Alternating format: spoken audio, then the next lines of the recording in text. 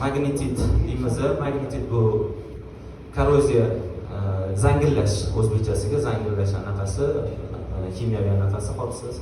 Bu qatdan paydo bo'ladi. Agarda bizda suv, kislorod va temir bo'lsa, zangillash hosil bo'ladi. Doim sistema otopleniyamizda suv, temir, havo bo'lsa, zangillash paydo bo'ladi. Shuning uchun zangillashni ko'p qilib o'tirmayman. Temirli joylarimizda panelli radiatorlarimiz bilan turbalarimiz bo'ladi. Temir bor joyda ham zangillash sekin turib qolib, yemirib, teshib, anaqamizni bizadi, nima bo'lsa, radiatorimizni teshib qoladi. Ikkinchisi, har xil shlaykli kirlarimizni, har xil klapanlarimiz bor, kranlarimiz bor, balansirovочныйlar bor, termostatik klapanlar bor.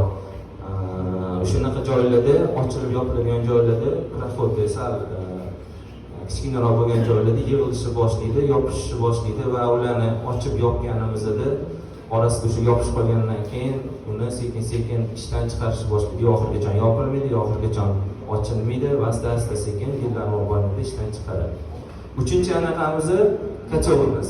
Kotellarimizda hozir modniy bo'lgan teplovoy nasos, sizlarda ham hozir juda rivojlanayotgandir.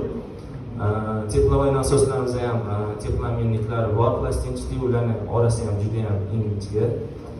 Kotellarimiz, kondensatsion kotellarimiz, ayniqsa teplamenniklarni agar ochib qarasanglar, suvlaydigan joyi juda ham anaqa tor bo'ladi. O'sha joylarda yig'ilib qolgandan keyin, mana bu kir yig'ilib qolgandan keyin pastdan olov juda ham katta gradusda uradi. Mana anaqamiz agar toza bo'lsa 160 gradus bo'ladi o'zi, agar kir bo'lsa уже 300, 400, 500 gradusga chiqadi. Chunki mana bu yerda kir bu yoqdagi olov issig'ini suvga bermaydi.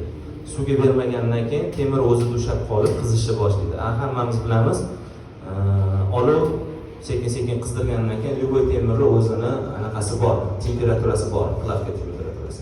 Sekin-sekin kuydirib, eritib ishdan chiqaradi.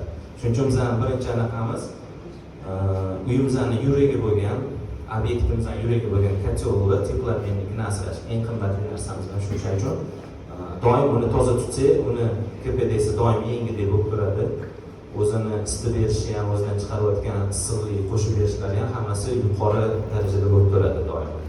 Bundan tashqari, bundan sizlar juda ham tanisizlar. Oldindan biz sirkulyatsion nasoslarni ko'p qo'yib kelganmiz hammamiz. Men o'zim 2 yil santexnik bo'lib ishlaganman. 2003, 2004, 2005 yillarda institutda o'qib yurardim. Okam santexnikda men ham ishlab yurardim. O'zimga ham tanish. Sirkulyatsion nasoslarga u paytda biz filtrlar qo'ymasdik, обратный klapanlar qo'ymasdik, bilmasdik, ilmimiz yo'q o'sha paytda. O'sha sirkulyatsion nasoslarga ham ko'p kirib qolardi. Va sirkulyatsion nasoslarimiz 2 yil, 3 yil, ba'zilari 1 yilda, ba'zilari 4 yilda o'zingizga ham tanish buzilib qolardi. Buzilgandan keyin ochib qarasak, ichi to'lgan bo'ladi, kir bo'ladi, krilchatkasi, bu ham hammasi shu kirlarning hisobidan. Kirlar yig'ilib yopishadi. Krilchatkalar yopishgandan keyin bir-biriga ishqalanadi, oxiri to'xtaydi, nasos qizishni boshlaydi va kuyadi. Bu ham nasosimiz ham sistema otopleniyada eng qimmat narsalardan, kotellardan keyin qo'yiladi. Hozir biz kirlarni sistema otopleniyadan yo'q qilish, tozalab olishda evolyutsiyasini ko'ramiz. Birinchi bizga hammamizga ayon bu filtr. Grizevik deymiz, setkichli uglовой filtr, har xil nomi bor. Bundan keyin bizda deshlamatorlar. Deshlamatorlarning birinchi toifasi vertikal, keyin 4K 4 Mac Plus chiqdi. Bu yerda уже magnit qo'shilgan va filtr qo'shilgan va 4 Mac degan anaqalari chiqdi. Mana Andrey hozir bittasini beryapti. Aka bilan qo'liga qo'l qilib anaqa qilib chiqasiz. Men sizlarga hozir bitta narsani tushuntirib o'tishim kerak. Filtr bilan deshlamatorni ikki xil anaqada ishlaydi. Fizikaviy qonun bo'yicha agar aniqlagan bo'lsa, filtr o'rtada turib oladi, potokda, sirkulyatsiyaning o'rtasida turib oladi, setkasini yoyib olib. Hammamizga ayon filtr necha mikron bo'ladi, teshigi kim esida qolgan? Setkasini teshigi razmeri. Kim o'qigan? Aynan biz ko'pchilik ishlatadiganimizda o'rtacha anaqasi bor-da. Hech ochib qaraganmizmi? 400 dan 500 mikrongacha bo'ladi.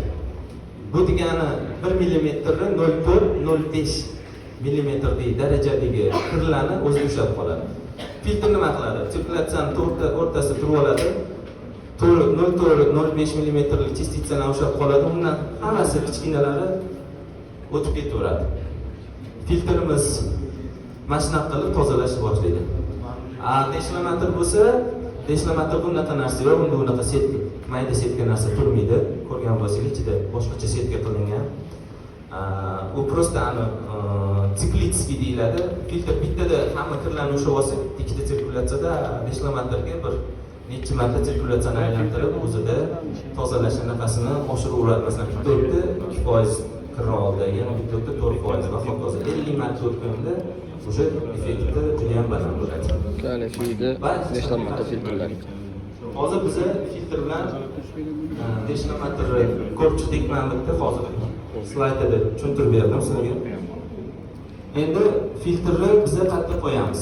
Oldin filtrni eng aniq bo'lgan joyimiz, asrash kerak bo'lgan joyimiz kotolga qo'yardik, to'g'rimi? Kotolga qo'yganimizda